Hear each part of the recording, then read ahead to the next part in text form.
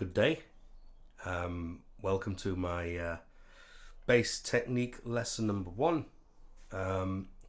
And in this lesson, I want to just make sure that we are clear about how we pluck the strings if we're playing fingerstyle on a bass guitar. Yeah, sounds simple. However, if we don't get this right, we can cause ourselves a lot of problems, as I know because I've caused myself all of the problems I'm about to mention, which hand cramps, especially in the middle of a gig, they can be very painful. Massive blisters, which I've had on both fingers, those two, and they're even worse when they become blood blisters. And without going too grossly into it, can be inconvenient when you're in the middle of a performance or you're just practicing and your fingers explode. Not good. So how we pluck the strings is absolutely key in not only protecting ourselves from horrible, gruesome accidents, but also getting the best sound out of the instrument and being able to groove. So first things first, we need to know kind of how to position our hand. Now, this is a slightly difficult one because most bass guitars are kind of different to each other. They all have different setups, different pickups. This one only has the one set there. Some have pickup down there. Some have a humbucker, which is bigger. So any number of configurations. Some basses have a little like a little thing there that you can rest your thumb on. But really, the trick is to try and find somewhere on this bass where you can rest your thumb. Your thumb is going to give you grounding and stability. Now, if I'm playing any other string other than the fattest one, which is the 4th string, closest to the ceiling, the lowest sounding, I will rest my thumb on the top of the pickup, just like that. If you've got a pickup, then do that. Bearing in mind that if you rest your thumb on a pickup that's there, you're going to get more of a twangy noise. And if you put it this end, you get a softer noise. So it will affect the sound of your playing. That's why this one's nicely positioned in the middle. So as I pluck the string, we got a nice even amount of twang and rounded soft tone.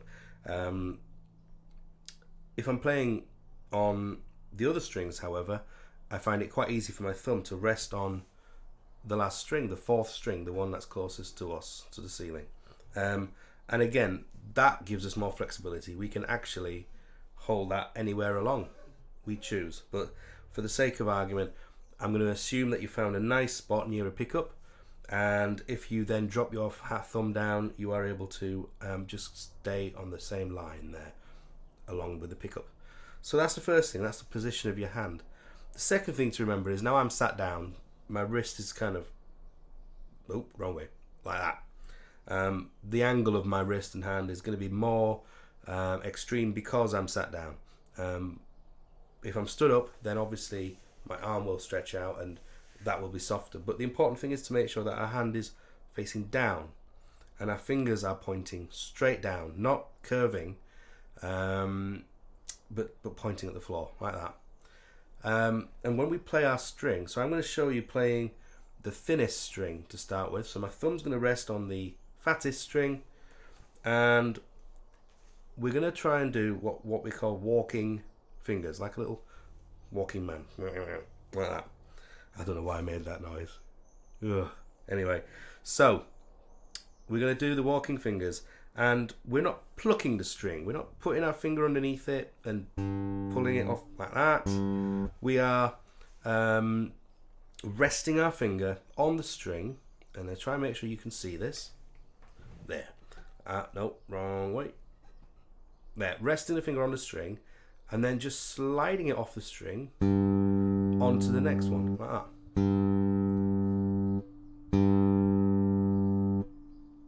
Just a very gentle slide. I'm not doing it hard like that, because if you do that, that's where the blisters come from. So very gently, just let your finger slide. Same with the middle finger. Trying to get the other fingers out of the way. I'm getting some really weird hand shapes going on here. So just so you can see it, there. just a slide like that. So my thumb resting on the string, slide that off that string onto the next, and then again, I would normally have my hand a lot more relaxed, but just to try and get those fingers out of the way, I'm walking those fingers. Slide, slide, and we use that last string to stop the finger's momentum. It's not, we're not digging our fingers in, it's just resting it on and sliding it off like that. When we get to the last string, you haven't got that string, wrong way, you haven't got the string there to rest on, so it can sometimes hit your thumb, or it can rest on the pickup. But again, you're sliding the finger off, you're not doing it with any force or any purpose, so you're not gonna really, need to really kind of hit against the pickup. It's just gently touching it, just like that. And really, the way to practice this is by playing repeated notes on each string. So to start with the thinnest. So this is obviously at a certain speed. It's quite quick just to show you, but I would start much slower, and look at those fingers. They do look like little weird looking running legs. Look at that. Same with the next string. It's like a gentle, just sliding your finger off. I'm not plucking, I'm not pushing, I'm just being really gentle.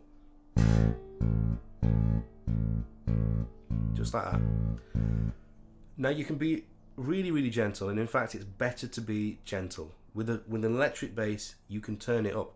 You've got an amplifier, you can turn it up, and always keep your plucks gentle. It helps you play quicker. If you're playing really hard, you'll only be able to play a certain speed, and you won't be as accurate, and you won't be as in time and able to groove. You should be able to feel the beat, and by sliding your finger across a string in a way makes it possible for you to almost be more in contact with the string and more in contact with the groove.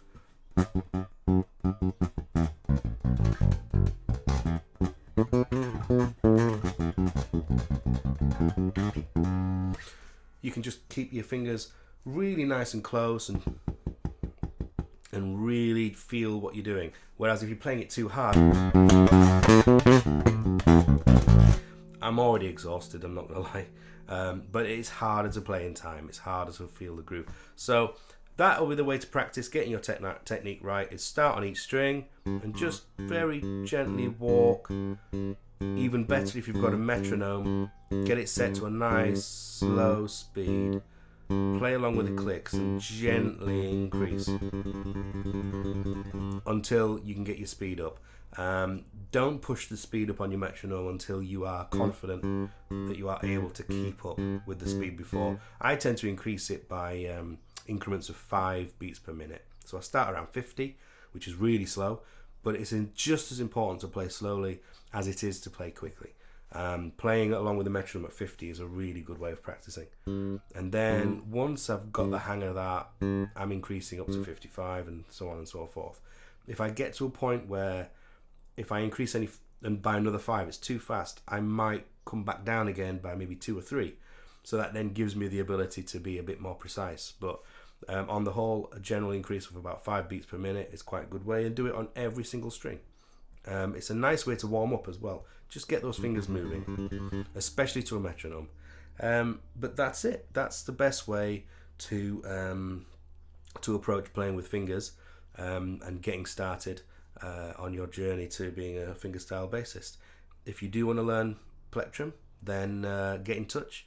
I can always do a tutorial video for that as well. But yeah, that's it. Fingerstyle, right hand technique. Thank you very much. Take care.